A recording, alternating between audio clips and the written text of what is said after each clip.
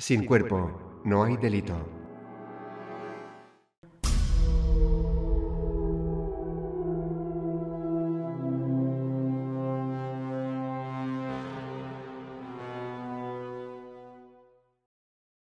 Son muchos los beneficios que nos ofrece darnos un baño caliente. El relax, la conexión con el cuerpo, las propiedades terapéuticas del agua. Los baños consiguen que nos aislemos del exterior y que nos centremos en nuestro propio ser. En definitiva, calma, paz y menos estrés. Con el fin de crear el ambiente perfecto para relajarnos, son varios los productos que podemos usar. Sales, aceites, geles, jabones, incluso velas y música. Pero en los casos más siniestros, si damos con la persona equivocada, podemos acabar bañados y con nuestro cuerpo disuelto en ácido.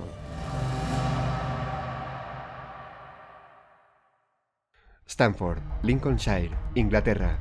John George Haigh nacía el 24 de julio de 1909 en una familia extremadamente conservadora y religiosa.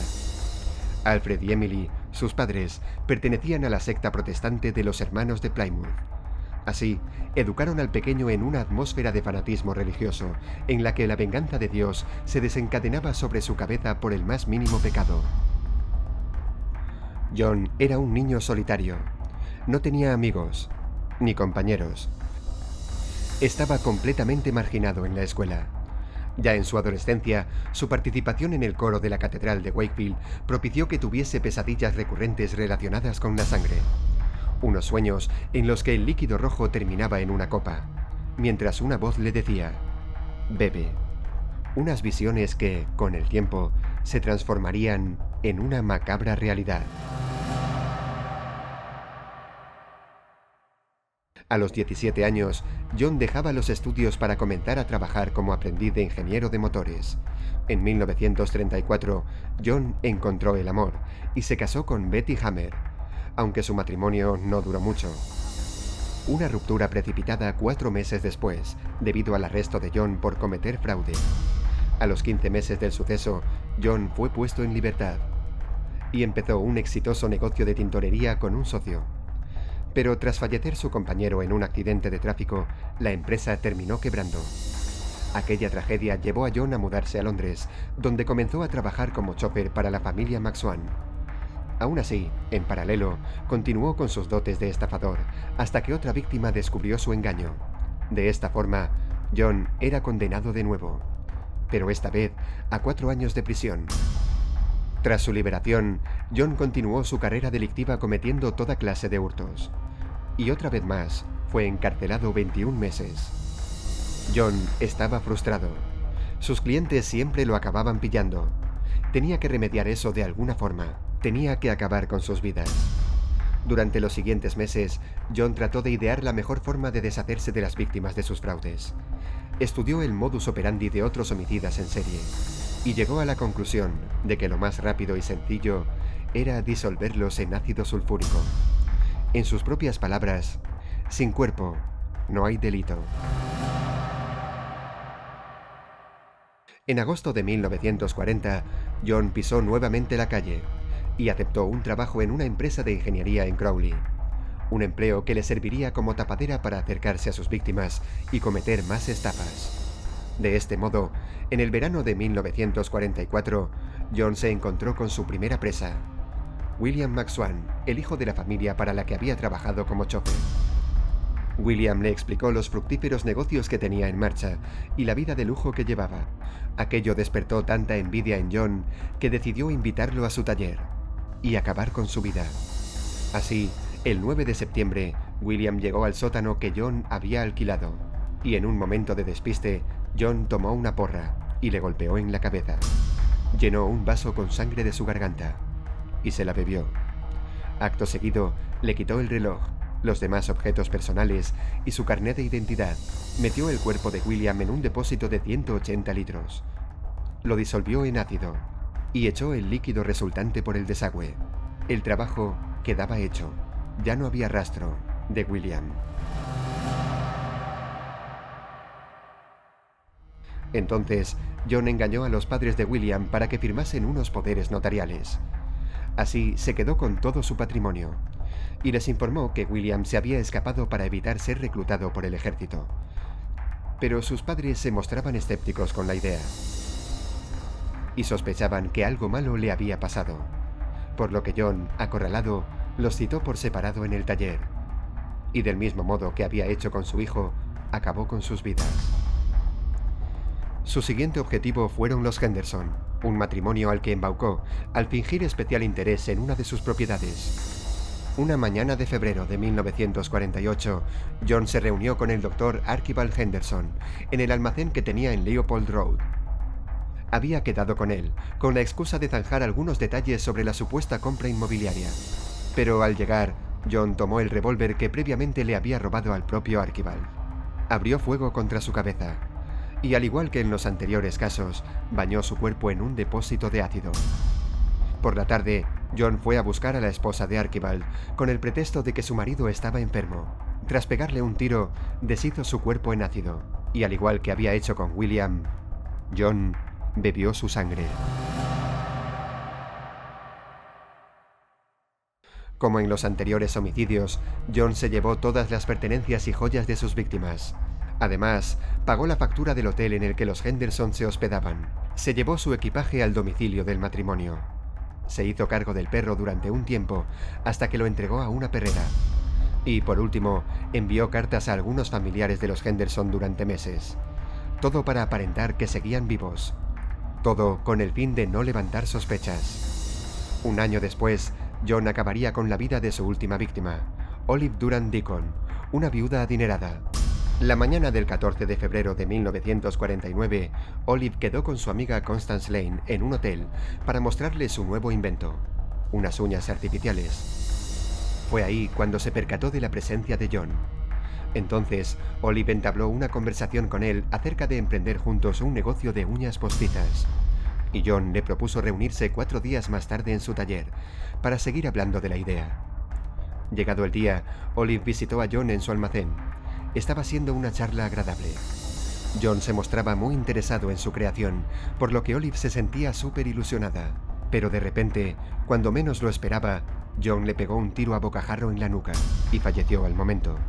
Una vez en el suelo, le rajó el cuello, llenó un vaso con sangre y se lo bebió. Luego le quitó la ropa y las joyas que portaba.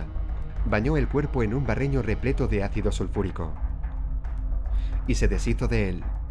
Al cabo de 2 días, John acudió a su almacén para comprobar si el compuesto químico había actuado correctamente. Sin embargo, comprobó que la grasa y algún hueso aún flotaban en el recipiente. Así que decidió esparcir los restos entre unos escombros que tenía detrás del taller, y prosiguió con su rutina. Pero lo que no sabía John era que acababa de cometer un grave error. Había fallado a su norma número 1. Sin cuerpo no hay delito. Y el de Olive yacía esparcido por el suelo. Entretanto, los vecinos de Olive se preguntaban qué le habría pasado. Era extraño que nadie la hubiese visto. De hecho, su amiga Constance incluso le preguntó a John si tenía noticias de ella, ya que ambos habían fijado una reunión antes de su desaparición. A lo que John, ante la desconfianza de la mujer, simplemente se limitó a decir: no apareció. Sin embargo, horas después, John, con semblante serio y preocupado, se acercó a Constance e insistió en acudir con ella a comisaría para denunciar la desaparición de Olive. Pero durante la declaración de John, los agentes percibieron que su relato tenía inconsistencias y comenzaron a sospechar de él. Además, a esta desconfianza se le sumaron sus antecedentes penales con condenas de cárcel por fraude y hurtos. Todo parecía indicar que estaban ante el homicida de Olive. El 26 de febrero, varios oficiales registraron el almacén de John en busca de pruebas para la investigación, y lo que encontraron fue una sorpresa para ellos: botes de pintura y un delantal manchado con productos químicos, máscaras de gas, botas altas, guantes de goma, trapos sucios y, lo más impactante, grandes bidones de 180 litros de capacidad y varios contenedores de ácido sulfúrico concentrado.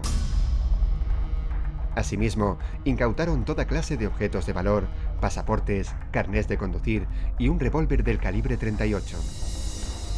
Entre la documentación requisada se encontraba un diario con detalles codificados de homicidios y 2 recibos.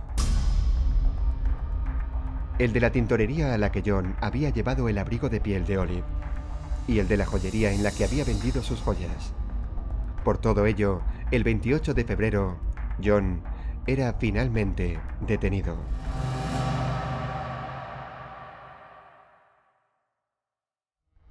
Durante el interrogatorio, John no paró de burlarse de la investigación. Tenía claro que, sin cuerpo, no había delito. En sus propias palabras, si les dijese la verdad, no lo creerían. Es demasiado fantástico para creerlo. La señora Durand Deacon ya no existe. Ha desaparecido por completo. Y no se puede encontrar ningún rastro. La he destruido con ácido. ¿Cómo se puede probar un homicidio si no hay cuerpo?, insistía. John se mostraba altivo, engreído. Creía firmemente que se libraría de la cárcel. Desafortunadamente para él, el doctor Keith Simpson se cruzó en su camino. Durante la inspección del almacén de John, Keith se fijó en la cantidad de pequeñas y aparentes piedras que había en el terreno. Con respecto a ello, Keith escribía en su informe: tomé una de ellas y la examiné a través de una lente. Era del tamaño de una cereza y se parecía mucho a las otras piedras, excepto por una cosa: estaba pulida. Fue así como, enseguida, Keith se dio cuenta de que no estaba ante una simple piedra. Aquello era un cálculo biliar humano. Keith había logrado lo imposible. Había dado con el cuerpo de Olive. Desde ese momento, los investigadores comenzaron a escarbar la tierra y encontraron casi 13 kilos de grasa corporal humana derretida, parte de un pie, una dentadura postiza y más cálculos biliares. Lo que nos lleva al 18 de julio, el día del juicio contra John. Decenas de personas se agolparon a las puertas del juzgado para ver entrar al acusado.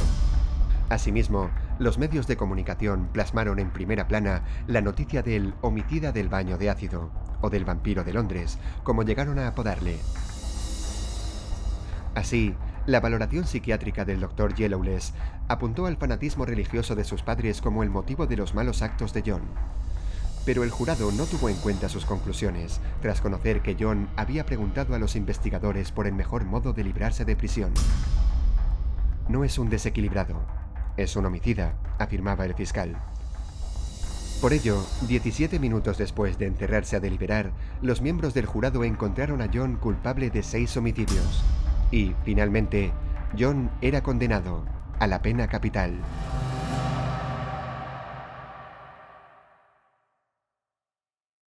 Poco antes de entrar en las puertas del infierno, John pidió que le hiciesen una copia de su rostro en cera y que vistiesen su representación con su propia ropa.